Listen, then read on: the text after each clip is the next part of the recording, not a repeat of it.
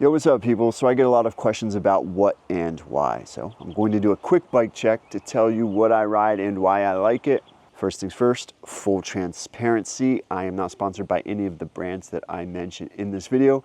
I ride this stuff because I truly like it, not because I get paid to like it. Now without further ado, let's talk bike stuff.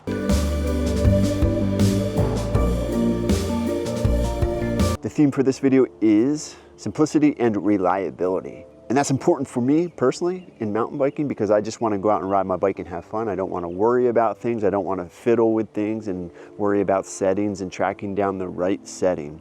Never did I accomplish something and think, man, I wish I had done that the more complex route. Or never did I apply complexity to a problem and realize that it was easier to solve. Everything I've ever achieved, every problem I ever solved, I look back on and I realize that method that I took was just a basic, simple approach. And I apply that to mountain biking. So let's start off with the grips. I like the ODI Elite Flow grips. For so long I was trying different grips. I tried so many different grips and I realized I was always thinking about my grips. It wasn't until I tried the ODI Elite Flow grips to put them on, and I haven't changed them since. It's been many, many years. Now, here's the thing. I ride with gloves all the time, 100% of the time, unless I'm just goofing around in the driveway. I find that these grips are great with gloves. They have a little bit more of a slender profile. However, I prefer a slender profile because I like to ride with loose hands. And loose hands with gloves on gives me a little bit of extra space there around for my hand to maneuver on the bars. When I want to grip the bars hard, grip the bars tight, I feel like I'm actually gripping the bars because the grips are a more narrow profile. So ODI Elite Flow, I don't see myself changing grips anytime soon. Yo, all right, so let's talk brakes. So I've tried all different kinds of brakes, Shimano brakes, SRAM brakes, enduro brakes, you name it, brakes all over the place. I've landed on TRP DHR Evo brakes, and I've ridden the trail brakes too, and they are just as good. What I like about the TRP brakes is their modulation. You know, I have found that any brake that I've ever ridden, regardless of the price range or the quality, I can lock up the rear tire and slide. I don't need to lock up my rear tire and slide. That's not the style of rider I am. I'm more of a brake just enough so nobody can see and tell that you're braking, but brake enough so you don't, hit a tree or win a race. With that being the case, modulation is important for me. I love the way the TRP brakes feel. They just feel great. They have great lever action. I like the physical feel of the lever as well. Additionally, back to the theme, reliability. These brakes rarely need any type of bleeding. They just perform like they did day one, day in and day out. And that's me who rides all year round in all weather conditions, super cold, super hot. These brakes will just work consistently and well. Let's move on to the handlebars now. I could impregnate a poison dart frog. I could deliver its baby or hatch its egg or whatever, and I could teach that baby how to jump a mountain bike. And in that video that I share online about teaching that baby how to jump the mountain bike, the most prominent question would be, what handlebars am I riding? Well, these handlebars are Spank Vibracore Limited Edition silver bars. They are the 60mm rise. A couple months ago, I shared a video of my first impression of a high-rise bar. I didn't know there was a trend for high-rise bars. I just threw on a very inexpensive set of 75mm rise bars just to be goofy. I immediately fell in love with them. They felt as though they put my body in a stronger position everywhere on the trail except for technical climbing. I immediately felt better on jump trails, flow trails, berms, turns, flat turns, descending tech, you name it. Now, climbing tech was a little bit more of a challenge, but I quickly realized that I could adapt with my body and with some minor adjustments to the fork, such as the removal of a volume token or a volume spacer. Everything up front felt good. I didn't feel like I didn't have enough weight on my tires anywhere. I felt immediately like I had more power over the bike with my body. I get the question a lot, what bars these are, and whenever I try to answer that question, I take a few minutes to jump online, see if I can track down a set somewhere, and I just can't find them available anywhere in the 60mm rise. I believe that there are two other options as far as rise, and they may be in stock, but the 60mm rise are gone. They're really living up to the limited edition name. Let's move down to the stems. So I'm more particular about my stems than I need to be, and it's all about the look. Here's the deal. I love turtles. I'm a fan of a turtle. I've gone out of my way countless times to help a turtle on its way, to get a turtle out of harm's way, but what I cannot stand are turtle looking stems.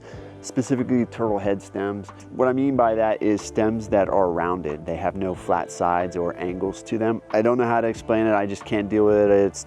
You'll never find one on my bike. My stems need to be sharp. They have to have flat sides. They have to have sharp angles. They need to look like they are ready for war. I'm sorry, I love you turtles, but I never saw a turtle head that looked like it was ready for war. So aside from looks, I really don't care about the brand. This is a Title ST1 stem. Happens to look super good. So no matter what the geo is on the bike, I generally run a shorter stem. This is a 35mm stem. I just love the 35mm feel. It just makes the bike feel super snappy and responsive.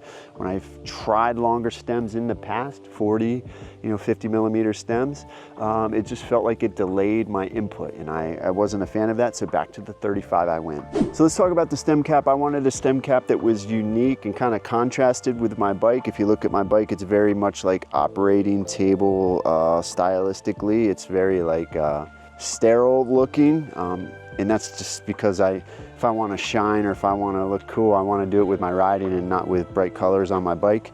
I tell people that if I were a flower, I would bloom and my petals would be green. They would match my leaves, but regardless of the color of my petals, I do my best to have the best pollen in town. So I'm not real flashy or showy when it comes to the bike. I just want a bike that performs, and then if I want to be flashy, I'll learn a skill and look flashy using this bike as a tool. But when it comes to the stem cap, I just wanted something that stood out a little bit and again contrasted that kind of monochromatic look. So I found this brand, Yellow Bird Threadworks, I think it's called. If I'm wrong, I apologize. I put it on the screen right here. What drew me to this stem cap specifically was it reminded me of my late mother. She had all kinds of jewelry, all different styles of jewelry and all kinds of eccentric jewelry. And this just looks like some jewelry that she would have, or earrings that she would have. Yeah, immediately it jumped out at me, and there was no question after that. That was the unique stem cap that I wanted, and here we are. I love it.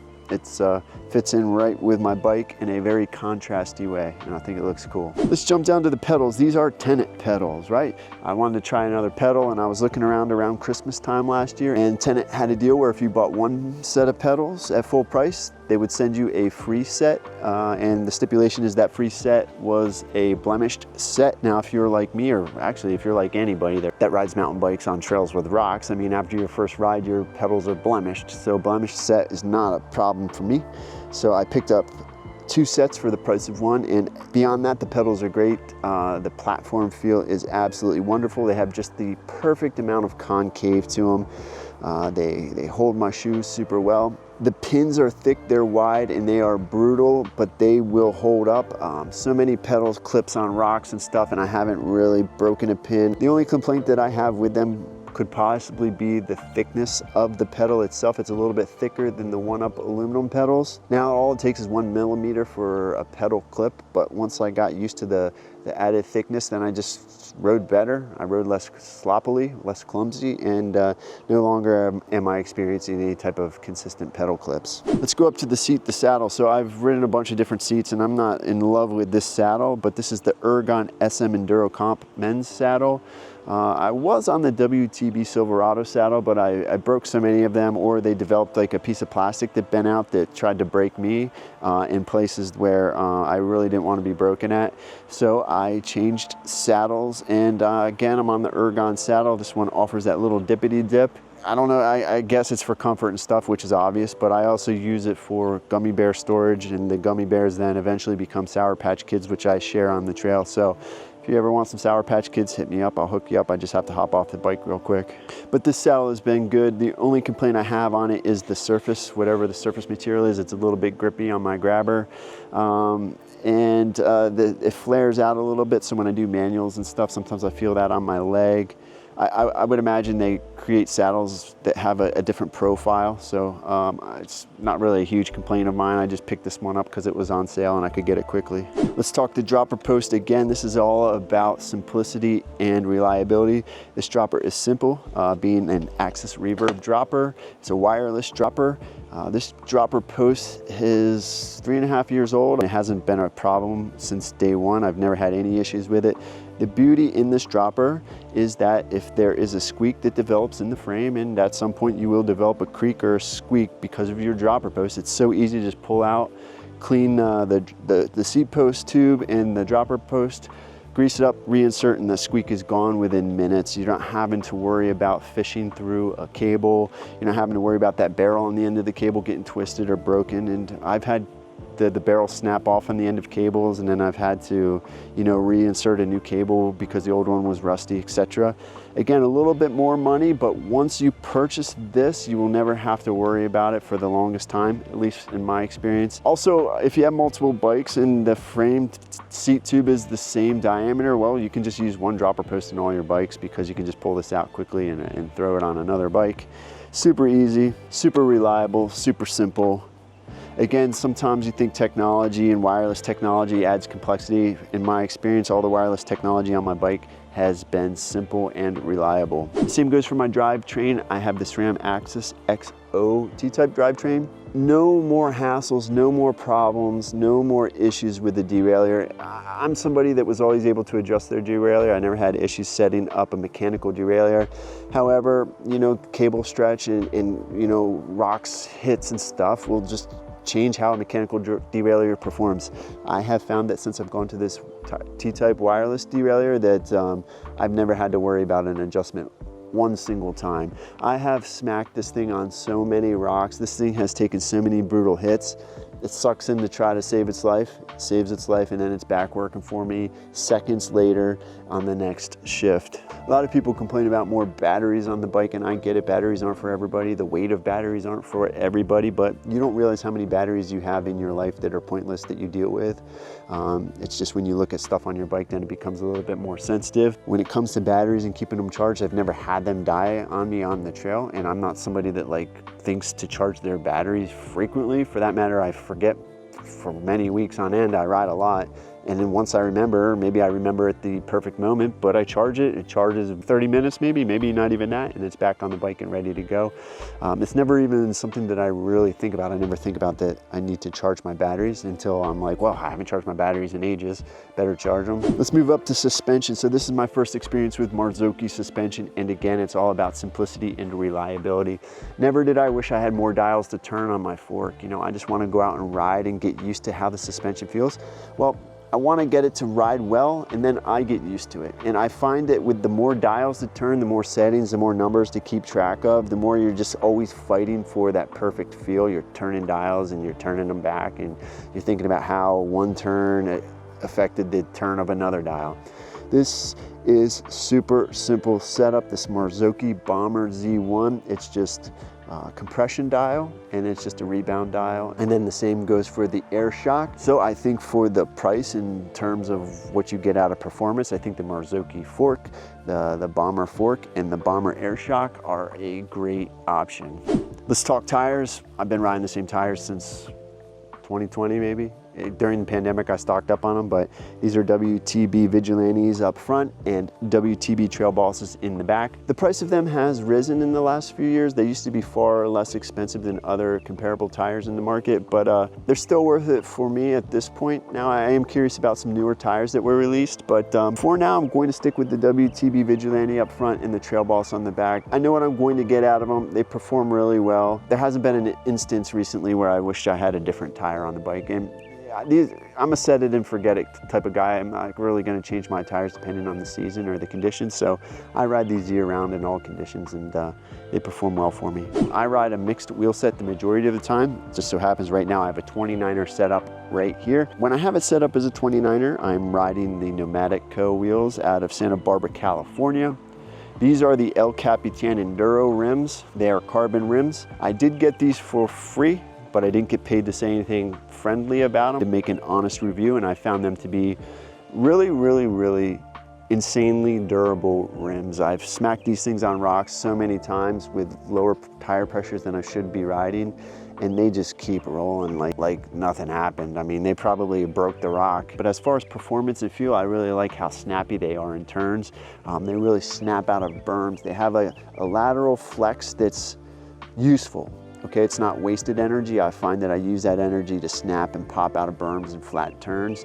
And vertically, they're very stiff, which is consistent with most carbon rims, I think, but they really offer that lateral snappiness that I really like. Now, when I'm riding my mixed wheel setup, I'm riding WR1 wheels. Find those to be very, very different than the Nomadic Wheel Co. wheels in that they are very, very compliant vertically. They make you feel very, very grounded. They hug the ground.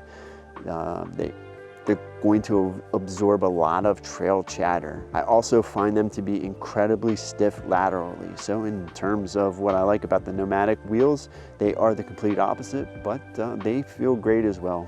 So let's talk the bones now. This bike is a raw terror. Just kidding. If you saw my review of the bike, you know why I call it the Raw Terror, but this is actually the Raw Jib LT V2.2 or Raw Jib V2.2 LT. At any rate, LT stands for long travel.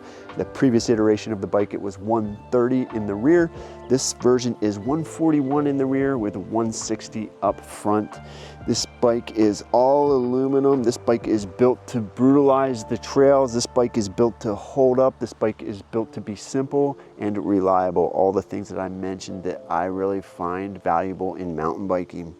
It doesn't have a crazy chain line. It doesn't have high idler pulleys. It doesn't have a crazy complex suspension layout. It doesn't have a lot of pivots. It doesn't have a lot of bearings. It's just made to be a simple bike, a reliable bike, and a bike that'll do what I want it to do without worrying about tracking down squeaks or noises or loose pivots or you name it. What I really appreciate about it is the external cable routing makes it super easy to work on. And the 4-bar suspension layout makes it super easy to access the shock should I want to change anything. And the beauty of it is if I want to switch to an MX wheel set, it could not be any easier. For brevity, I'm not going to go into details how to make that work, but it's super simple and only takes a few minutes. So why did I go to a shorter travel bike after riding a 160 rear, 170 enduro bike? Well, I felt as though I was getting lost in the suspension and I felt like my body could take more of the work. So I'm primarily an enduro rider. I ride some pretty heavy trails.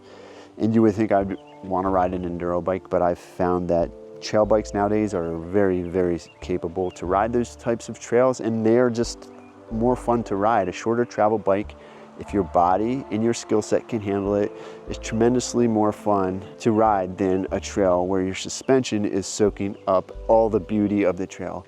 For instance, when I go out to ride a trail, for me, the experience is in all of those interactions with the rocks and stuff in the terrain. I don't go out to make that experience as short as possible, meaning I don't want to go out there and absorb the trail just so I can ride down it fast, right? Because I'm not a racer. I want to experience those things. I want to pop off those things. I want to find little transitions. I want to find little gaps. And a shorter travel bike makes that all the more fun to do. So that's it. That's a wrap. That's a quick bike check. If you have any questions, let me know below. Right now, I want to go get my dog on the other end of the leash, and we're going to go for a nice, relaxing walk. So thanks for watching. If you want, hit like and subscribe. I appreciate it. Appreciate all you guys. Thank you so much. Peace.